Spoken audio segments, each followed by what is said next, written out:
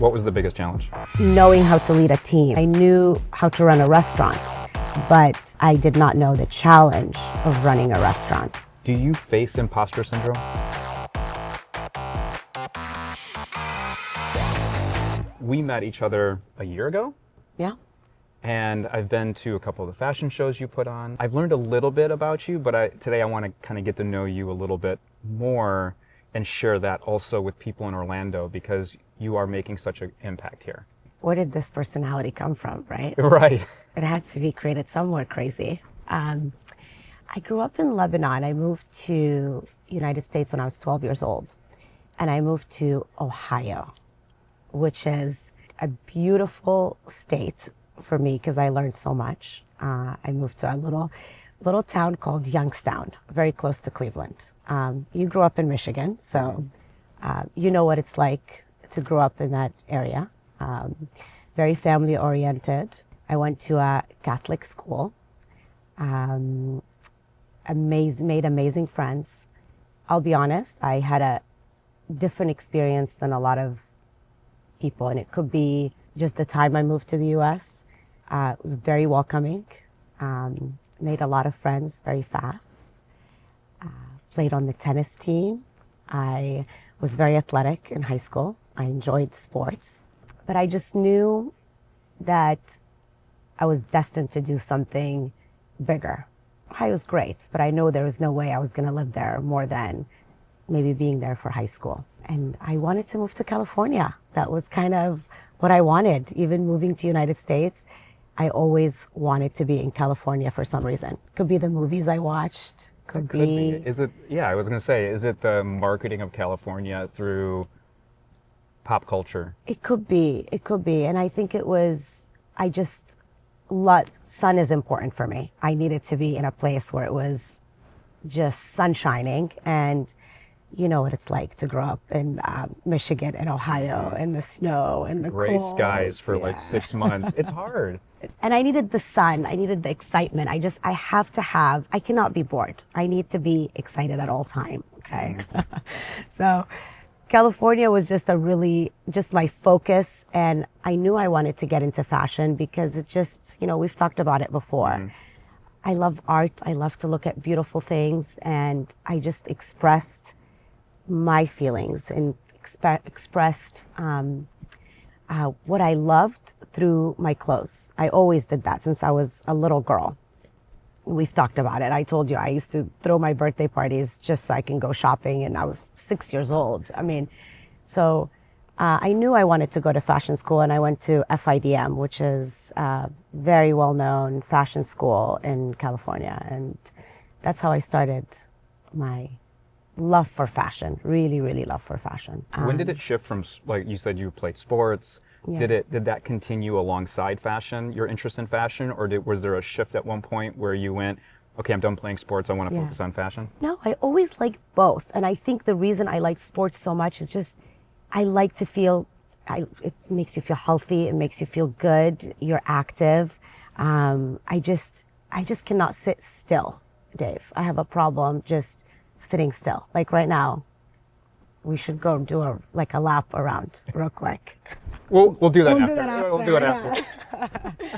So sports was just kind of, and also for my parents, it was just to get us also, busy. Mm-hmm. So it was great that they got us focused on being part of a team, being part of something was always important for us. But, fashion was always part of my life. And over the years, just, what I've done throughout my life, whether it's hospitality, and we'll get there, and how I got into the restaurant industry. I realized later in life what got me into fashion is just my creative mind and how I'm able to put that in a lot of different things. Was there someone that you grew up with that had that and that you looked up to, or was it just you? No, just me. My dad was a project developer. He was in construction, and my family that I grew up with they're physicians. So really, no one in my family was really, really into fashion as much as me. They all have great taste. I don't want anyone to put comments as well. So Everyone, all the women in my family have great taste. But no one really kind of pursued it the way I did. But it's just my creative mind took me towards fashion in that moment of my life. Now you're in California Yes. and you're going to school. Yes. You graduate, Yes. then what? Then I worked into fashion. I worked in fashion for 7 years. Doing what? I worked for Ferragamo. That was a great experience. I went in, I worked with a designer back in the day. His name was Edward Dada. Did fashion shows with him, worked with him. That was a great experience as well. And then I was getting a little bit older. I was, about to start a family, get married, and my life kind of started from the fashion shows. I started to see events and hospitality, and I started learning that. And kind of my mind and my creativity started shifting that way. And I kind of saw the potential, and I loved the challenge of the hospitality world. I just absolutely started to fall in love with it. And that's where I kind of started leaning towards Orlando. And that was a huge shift. But when you want to open a restaurant or when you want to get into the hospitality world, there's nowhere better than Orlando. So restaurants are notoriously known as the most difficult business ventures. Yes. What experience did you have to bring to starting a restaurant? Absolutely zero experience. Nothing. I moved here with someone that they saw it in me, and they said, no one can run this restaurant, and someone in my family, other than Nayrouz, because of her personality. She's resilient, and the restaurant industry needs you to have thick skin. You cannot be sensitive. And you have to be creative enough and active enough to be able to enjoy it. Otherwise, you get burnt out. So that person, I'll be grateful for them forever because they saw something in me that I didn't even see it. So did you launch the restaurant? I did at Icon Park, which was a huge project. What's the name of the restaurant? It was called Paramount Fine Foods, and it was a chain out of Canada. And it was an amazing experience. I learned so much. I made a lot of mistakes because I had zero experience. I got trained. I moved to Canada for about 3 months and got trained by the best of the best in the industry. But still, you don't learn in life until, this is my opinion, until you do it by hand. I have to do things myself and make mistakes myself. And I did it, and I don't regret anything, any mistakes I made in the restaurant industry. What did you learn while you were in Canada? Like, what were they focusing on teaching you?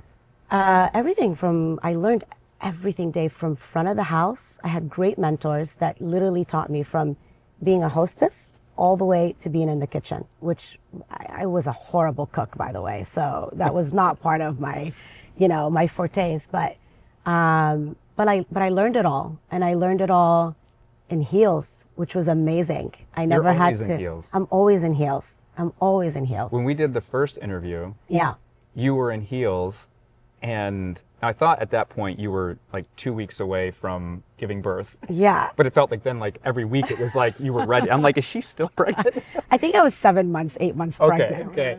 But you showed up in heels, and it's like, okay. Always in heels, always. And it's just, I learned a lot. But again, from being a hostess all the way to the kitchen. So by the time I got here, I had the fundamentals, and I knew how to run a restaurant, but I did not know the challenge of running a restaurant. What was the biggest challenge? Knowing how to lead a team and to properly navigate different personalities. You have front of the house. For people that are in the restaurant industry, they'll know exactly what I'm saying. You have different personalities from the moment you walk into the restaurant with the hostesses, to the servers, to the bartenders, to the kitchen, all the way to the back, to your managers. Completely different personalities, which now that I have kind of also grown up and done other businesses, every business is the same way. You deal with different personalities in every single part of the business. But the restaurant industry a little bit more challenging. So as someone with a big personality, Yes. someone that is now running a restaurant and needs to work with other people who have personalities, Yeah, absolutely. how do you do that? Do you set yourself aside for that? How do you make room for other personalities, and how do you make that fit? Now, obviously, I've learned a lot. Back in the day, I know I made the mistakes of just kind of, in the restaurant industry, it's a lot of emotions, right? It's kind of like sports. When you're in the moment, when it's time to go, showtime, when you open those doors, and especially in a restaurant in Icon Park on International Drive, when you get busy, it's showtime. The foot traffic is insane. It's insane. So it was kind of like, really, the moment we open the door, it's showtime, it's game time, and everybody's hyped, everybody's kind of just tense. And I think that's what I learned now, to always be the calmest out of everybody. When you're leading a team, you cannot show any, chaos or weakness in the moment. You're leading. You have to show that you are in control. And when they see you in control, you'll see every single person starts kind of calming down. So if the boss is calm, then we should be calm. We've got it. It's all under control. And I can't imagine how stressful it would be to be serving people who are just hot, hungry, tourists, just complaining, and being able to manage all of that. And I think over time I learned, even to this day with anything I do, my employees being happy is the most important thing in the business. The happier they are, the more they're gonna do better at work. They're gonna work for you from the bottom of their heart. The last thing you want is a team that's walking in and just not happy, or not going through a hard time and feeling like their own boss is not understanding their struggle. So I've changed my ways a lot of the way I deal with my employees, and now it's way different. Their well-being is number one. If I walk in and I feel like they're having, not a so good day, or feeling, I can see them down, I take the time now to make sure I said, how can I help you? Do you need anything? And that's advice to all entrepreneurs. It's so important to have your employees they need to be happier than you. They need to be the happiest in your business to be able to run the perfect operation. So you come to Orlando. We're going to back up a little bit. Yeah, let's back up. You're in Ohio. You come from Lebanon. Going to Ohio. Go to California. Yes. Big ambition, starting a restaurant. Relocate to Orlando because you see the writing on the wall that this is a place where restaurants, can really thrive. Right. And I think Orlando's been known as the big box capital of the world, right? Franchises come here and they start and they thrive. Yeah. Was you starting here, you land here, what was your first impressions of Orlando? Was it all Icon Park and the tourist side? Did you experience, were you so busy there that you didn't get to experience more of the other side of Orlando, the local side of Orlando? What was your impression when you first came here? So you're absolutely right on the first part. I moved here. It was a little bit of a culture shock because I came from California. If I had moved straight from Ohio to Orlando, it would have been a little bit different, but had a little culture shock. But I was on International Drive so much. I was in the restaurant from morning till 3 a.m. No life for the first, I would say, maybe 6 years of moving here. So definitely I didn't see, and also Orlando was way different 11 years ago than the Orlando that we have now. So definitely very touristy. We're lucky to have all the tourists here. Definitely helps our economy big time, especially in the hospitality industry. I'm very proud to see Orlando where it is today. And definitely I was planning an exit plan, and I've told you that before. That was going to be my next question, yeah. When I first got here, okay, what's next? Where should I go and open a restaurant? Because there's no way I can live here. There's no way I can stay. And this was just a stepping stone to your next move. Yes. Where were you going to go? Probably back to California. That was really my plan. How can I go back? How can I get all my experience in the restaurant industry, move back and open a restaurant there? That was my goal. But of course, year after year, the growth, what Orlando has taught me and the growth I've seen in Orlando, I made the right choice for sure to stay. And I told you, I had a mentor that I think we sat together one time and said to me, so what's your plan? What are you going to do here? What's next? I said, oh, like I'm going to be here for 5 years. And after 5 years, I'm going to leave Orlando. And he literally looked at me and said, this is the dumbest thing that I've ever heard anyone say. And I said, why? He goes, you don't plan an exit plan as an entrepreneur. You plan how you can make it better where you are. You're young. Orlando has huge potential. If you're smart, the way I think you're smart, you're going to stay and do everything to make your surrounding better. And if you're dumb, you're going to plan your exit plan and you're going to move.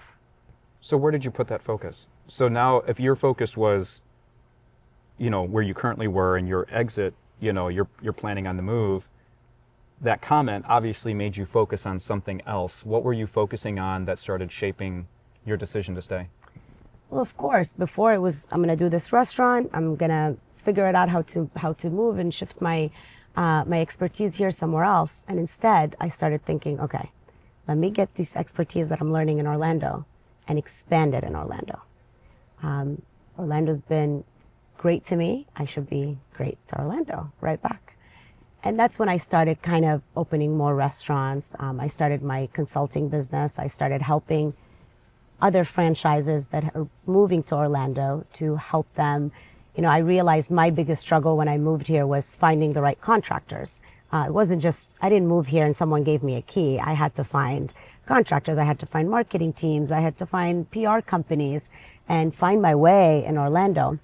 And I was lucky enough to kind of create my own little world with just everyone that's helped me with all my restaurants. So it was very easy for me to take that and help other franchises that are coming here from a different country or state or whatever their transition was. So that was incredible. That was kind of when I started seeing the growth in Orlando. And then COVID hit. That was a tough time for all of us, unknown, especially in the hospitality industry. We had no idea what was going to happen to us. Now you said you had restaurants. Yes. So where are you at right now? What does this look like for your life? Like how many restaurants? What do you At you that get consulting? point, I had a master kitchen that was kind of feeding food to my restaurants. I had one in Lake Mary. I had one on International Drive and one in UCF at that point. And then with my consulting, I was helping little franchises that were kind of going around. What I realized, some companies were moving and they wanted to franchise our franchise, which was a Mediterranean concept. But some of them wanted their own concepts as well. They didn't want to they had an idea and they wanted someone to perfect it. So that was also another very fun project that I was doing during that time. So now COVID hit. Mm-hmm. How did that change anything? Well, freak out. We all freaked out, right? As we do. As we do. At that point, I was actually in the middle of construction of a concept, which was a lounge on International Drive as well. And everyone was kind of looking at me, you should stop. We're in the middle of construction. It's going to be difficult to bring material, to have people to work. And we did. We had to stop for a little bit like we all did. But I wasn't going to give up on that project specifically because it was something, such a difficult location. It was hard for me to get. So I refused to get rid of it. And during COVID, we ended up finishing the concept. We ended up opening the concept. Line was out the door when we opened. And which restaurant is this? That was called Soho Lounge, and it was on International Drive. Okay. The line was out the door. It was a very small location, but a very cool concept. Wonderful employees that were working every day. They were so happy to be back in the restaurant industry because things were closed for a little bit. So that was during COVID. I was still going. You made the decision at that point already to stay in Orlando. Yes. Were you just tunnel visioned on what you were doing? Were you satisfied, thinking back to when you were a young girl, and you always felt like there was something more for you? Did you feel in that moment that you were living it? Or were you still unsatisfied? Was there still more that you wanted to do? So in that moment in my life, Dave, I was still in the background. I know it doesn't sound like it. I was standing in the expo. I was in the back of the house. I would go say hi to the, customers, but I was focused on operations. I still was not, in the media or doing interviews, or my life was not like that at all. I was laser focused on making sure I don't lose money at the end of the month, right? So very just with a lot of restaurant owners will tell you how the life is. It's so difficult to be here and here. It's so difficult to say, anyone that's that's a restaurant owner that's on social media all the time and having fun, he has to have a huge team that's doing all the work. There's no way you can do both. So in that moment, I still haven't figured out. I was still hiding. I was still running away from interviews. That was a huge thing. If someone would come to interview us in the restaurant, I would throw it to my corporate chef or my director of operations. I hated being in front of the camera. When I opened the lounge, I learned a lot. That was my own concept that I came up with. It wasn't a franchise. That was a little bit more social because it was a lounge. I had to walk around and talk more to the customers. Learned a lot of tough lessons there. Shortly after, I started Her Foundation because I wanted to help other women to not go through kind of what I went through, to make it a little easier for them. And that kind of pushed me to start seeing just kind of what I'm destined to do. And that's where the bigger thing started in that moment. Do you face imposter syndrome? Yeah, we all do. How do you overcome imposter syndrome? How do you look at that and go, I don't belong here, I don't do this, or I can't do this? Like, how do you overcome that? And I think we all have it. I still have it. I really, really do. I meditate a lot. It's very important for me. As soon as I wake up, when I have those moments, I take a deep breath. I make sure that I'm in the moment and I remind myself who I am, that I'm a great person. I'm an amazing mom. I'm an amazing wife, daughter, friend. And I remind myself of how blessed I am. Gratitude erases all doubt, all doubt. I know you're the same way. I think you and I have that in common. You're very grateful all the time. That kind of is the one way that makes me always kind of center and go back to remember who I am and what I've accomplished. And I have to do that every day, every single day, Dave.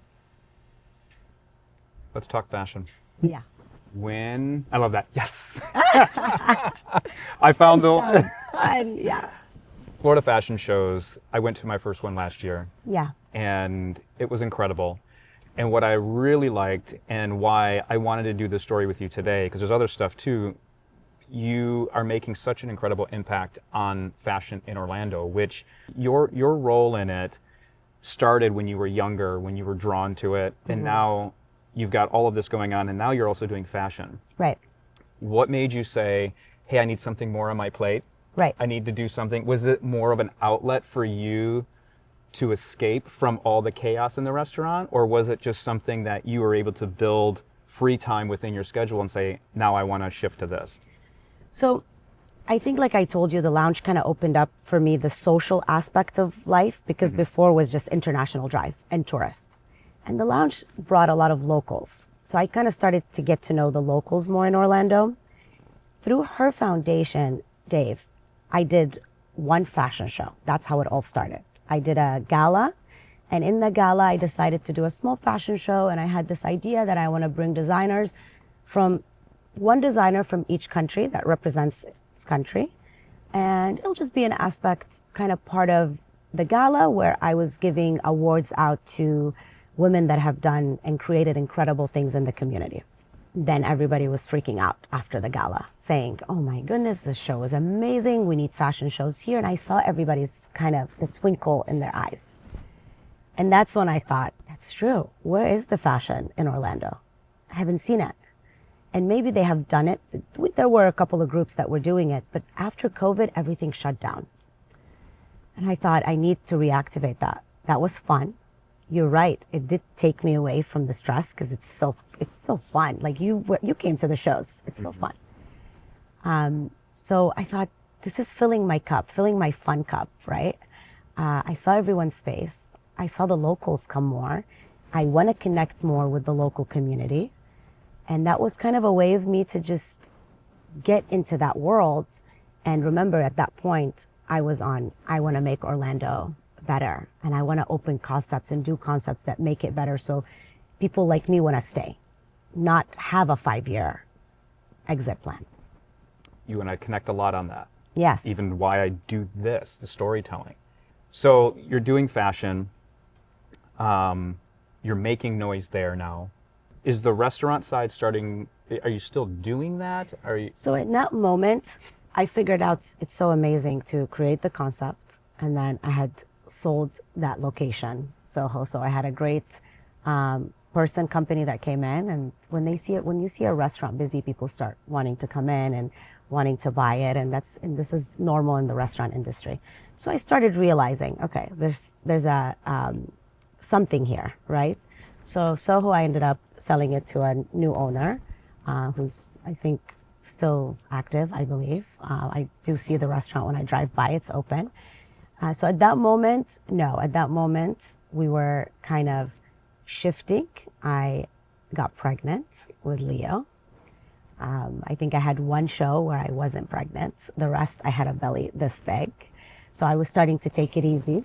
But I thought I can still keep doing the shows while I'm pregnant. And in that moment, my husband and I were starting Society Park. So that was kind of our shift. While I was pregnant, we were starting our business plan for Society Park. With the restaurants, sorry. Yeah. Are they now sold or closed? Yes. Or the consulting? Everything was sold. You've stepped away from that, focus on fashion. Now. Absolutely. So now my consulting company is still active. Obviously, I've taken my time now because I'm a full consultant to Society Park, which I have to be. What's the name it's of the my company? own project. It's called N&N Consulting. So this is kind of just, I still use it every day. I'm still consulting for Society Park. Food and beverage cannot get out of my blood. It has to stay. And what is Society Park? Society Park is a sports and entertainment complex that we're building on International Drive. My husband Giovanni and I, he's also very active and hyper. We're just hyper people, walking around, creating things. Creating energy. We're part of the Intercontinental project. You've heard about that, correct? It used to be the Wyndham Hotel. So we took 2 acres out of that whole project, and Society Park will go on it. And it's Padel Complex. It's a private club with a wellness center. And there's a little surprise, I'm not allowed to say yet, but there's a huge part of it that we just closed a couple of days ago. So this project is very, very exciting for Gio and I. And pickleball too, right? Yes? We No? gave you one pickleball court. Okay. Because I know you love it. Yeah, thank you. Yeah. Thank you. So you have that. And then recently, Yes. now, where are we sitting? Yeah. This is my backyard. Yeah. Yeah. This is a great backyard. Your audience comes here to watch you play in your backyard. Yes. We're sitting at the Kia Center because you are now part owner with your husband Yes. of the Orlando Pirates, Yes. which relocated here from Massachusetts, which is an indoor football league. What was the reason why you guys decided to invest in the Pirates? It was very strategic, and it made sense for us because of Society Park. Remember, our whole thing is, what can we do? Anything that's coming to Orlando, that's making Orlando better, my husband and I are all for it. We want to support it. Any new business that comes in that we feel maybe need a little bit of help, we're doing it. This was different. This was a huge opportunity for us. And we also knew what we can bring to the Pirates. It was a perfect match. We met Jawad, who is the founder, and we clicked. It was just kind of one of those, I think you and I clicked like that when we met. You meet people sometimes and you sit and your ideas align, and Jawad understood what we want to do in Orlando, and we understood what he's doing. It's a huge deal that we have a sports team coming in from Boston for them to say, oh, we we would like to go to Orlando because they saw the potential of Orlando and they felt that they would do better here. And I loved that. I thought that kind of was aligning with our vision. And with Society Park, we are starting this culture of health and wellness can also be entertaining. It doesn't have to be boring, right? So we just thought the sports team will be so perfect for us to be able to bring it in our portfolio and also for us to bring a lot of our knowledge to the Pirates. What I like about the Pirates too, when we think about football in Orlando, is that this team is locally owned. Yes. And that's incredible. And I like the idea of health and wellness because I've said it, it's funny, some people want to live near mountains. They like the scenery, they like all that. And I do too, like I love that. And they say, well, Orlando's flat. I said, what's great about being flat is that anyone can get out and move. Yeah, and absolutely. Movement is health. And so I love the idea of the focus on health and wellness. You mentioned it before, but I want to dive into this part is you're a wife, you're a mom, you've got a family, and watching you guys over the last year, I can tell how much family means to you. When I sat in the suite on Sunday, it feels like family. You clearly have a way about you, your family does, you and Gio, have a way about you of putting your arms around people and making them feel welcome. In the suite, there was just so many people. There were kids running around. There was chaos. I think my son spilled popcorn and it landed on someone else and someone else was laughing and I'm going, oh my gosh, what is going on right now? Like there's just so much going on, but it was all very familial. How do you maintain being a wife, being a mom in the midst of all of that? Of everything going on, your fashion, the sports, everything. I love everything I do. There isn't one thing that I do it because I have to do it. I've reached a point in my life. I only want to be part of things that I'm going to enjoy, that brings positivity into my life. And I tell everyone, part of my team, any opportunity that we get that is a little bit negative, I'm out. I've just reached that point in my life. I'm not saying that's how life is, always is. But anything that I join has to make me happy, has to elevate my life, has to bring love and happiness. And if someone asks me, I know you haven't asked me that, but if you ask me, what is your title of life? What's your motto in life? For me is that you can have it all. You can have it all. You really can. As long as you're doing what you love. You can be a mom. You can be a wife. You can have careers. As long as you're focused and you're not doing things that is not aligned with your vision, your morals. And I do it, and you see me so happy, and I know you were in the suite watching me, and I know we were trying to entertain, and it gets overwhelming sometimes, but I enjoy every single bit of it. I'm always so grateful. In that moment when your son dropped the popcorn, I was grateful he dropped the popcorn. It was funny.